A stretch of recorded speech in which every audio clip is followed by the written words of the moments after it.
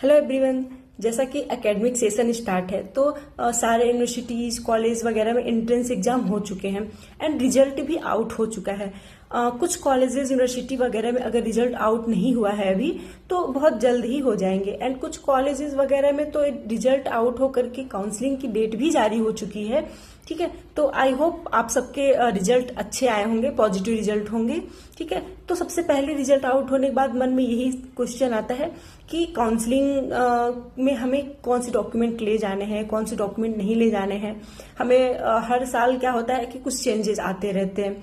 ठीक है, एंड समझ में नहीं आता, तो इसलिए आज हम इसी टॉपिक पे बात करेंगे कि काउंसलिंग में आपको कौन कौन से डॉक्यूमेंट ले जाने हैं, कौन कौन से नहीं ले जाने हैं। ठीक है, और ये ना हो कि वहां पहुंचने के बाद हमारे पास डॉक्यूमेंट्स नहीं होते तो हमें थोड़ी सी प्रॉब्लम हो जाती है। ठीक है, आज हम इसी टॉपिक पर बात करेंगे। ठीक है, करें तो आपको सबसे पहले जिस महाविद्यालय डिग्री कॉलेज में आप काउंसलिंग के लिए जा रहे हैं वहां के काउंटर पर जाकर के आप वहां से प्रवेश फॉर्म मिलेगा, एडमिशन फॉर्म, उसे लेकर के आप उसमें जो भी इन्फॉर्मेशन दी गई है आप उसे पहले फिल कर लेंगे, उसे अपने साथ रख लेंगे।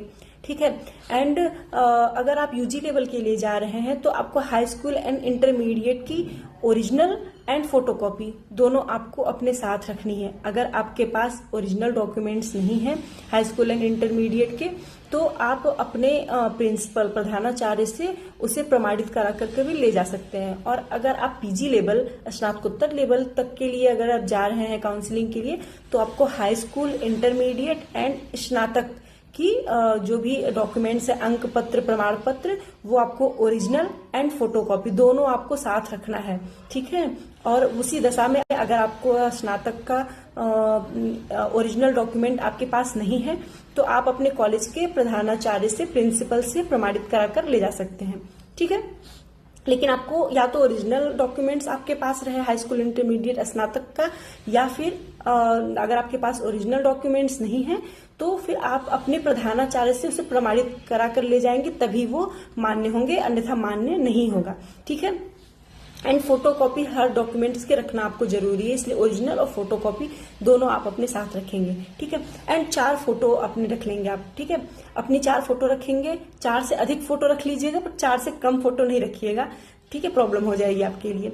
और आधार कार्ड का आपको original Aadhaar card and photocopy Aadhaar card की वो भी आपको अपने पास रखना है। ठीक है, एंड आपने जो एंट्रेंस एग्जाम दिया है, ठीक है, स्नातक के लिए या स्नातकोत्तर के लिए, पीजी के लिए, यूजी के लिए, जिसके लिए भी दिया है, तो उस एंट्रेंस एग्जाम का जो एडमिट कार्ड आया होगा तो वो एडमिट कार्ड आपको अपने पास रखना है। एंड वो जो स्कोर कार्ड आया है, रिजल्ट आउट हुआ होगा एंट्रेंस एग्जाम का, तो जो स्कोर कार्ड आया है आप उस स्कोर कार्ड को एंड एडमिट कार्ड को दोनों को अपने साथ रखेंगे। ठीक है, एंड नेक्स्ट चीज जो है आपको अपना कैरेक्टर सर्टिफिकेट आपको अपने साथ रखना है। ठीक है, यूजी और पीजी दोनों लोगों के लिए आपको अपना कैरेक्टर सर्टिफिकेट अपने साथ रखना है। एंड नेक्स्ट चीज जो है आपको, अगर आप एनसीसी, एनएसएस, ये सब चीज अगर आपके पास प्रमाण पत्र है तो आप उस प्रमाण पत्र को भी अपने साथ रखिएगा। ठीक है, कुछ फोटो स्टेट करा के भी रख लीजिएगा उसका। एंड अगर कोई आरक्षित वर्ग से आता है, किसी ईडब्ल्यूएस या किसी और आरक्षित वर्ग से, तो उसका प्रमाण पत्र भी आपके पास होना चाहिए। ठीक है, एंड जो फी वगैरह अगर आपकी लगेगी स्नातक के लिए, स्नातकोत्तर के लिए, तो आप अपना फी वगैरह रख सकते हैं कि कितना लगेगा। ठीक है, तो ये सब ज्यादा से ज्यादा चीजें जरूरी थी जो आपको अपने पास रखनी थी।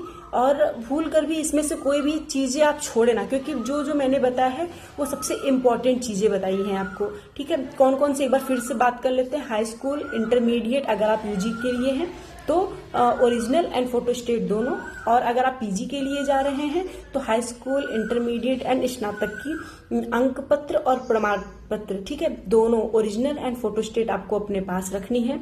ठीक है, एंड आपको 4 फोटो रखना है, आपको आधार कार्ड की ओरिजिनल एंड फोटोकॉपी रखनी है।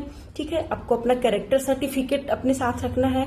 एंड अगर आप किसी आरक्षित वर्ग से बिलोंग करते हैं तो फिर आपको उसका प्रमाण पत्र रखना है। और एनसीसी या एनएसएस लगाना चाहते हैं आप तो उसका भी प्रमाण पत्र आपको अपने साथ रखना है। ठीक है, और जो एंट्रेंस एग्जाम दिया है आपने उसका एडमिट कार्ड और स्कोर कार्ड ये आपको अपने साथ रखना है।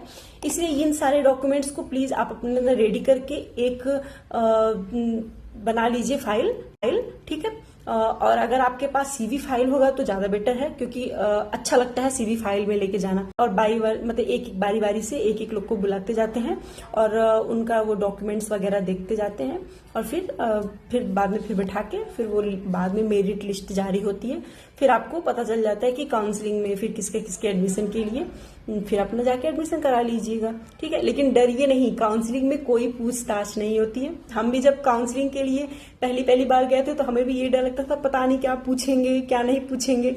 तो उसमें इंटरव्यू नहीं होता है, वो सिर्फ काउंसलिंग होती है। वहां पे सिर्फ आपके डॉक्यूमेंट्स वगैरह ही देखे जाते हैं और कुछ नहीं पूछा जाता है, ठीक है। एंड अगर और कोई भी अगर आपको समस्या हो, कोई प्रॉब्लम हो, जो चीजें नहीं समझ में आ रही हैं, तो प्लीज आप मुझे कमेंट करके अपनी कोई भी प्रॉब्लम पूछ सकते हैं। कोई भी क्वेश्चन आपके मन में हो, कोई भी क्वेरी हो, तो आप मुझे कमेंट कर सकते हैं। मैं आपके सारे कमेंट्स का आंसर देने का प्रयास करती हूँ, ठीक है। प्लीज आप लोग थोड़ा सा चैनल को मेरे सब्सक्राइब वगैरह कर दिया कीजिए, शेयर कर दीजिए थोड़ा सा, क्योंकि दूसरों की भी हेल्प हो जाए। And thank you so much.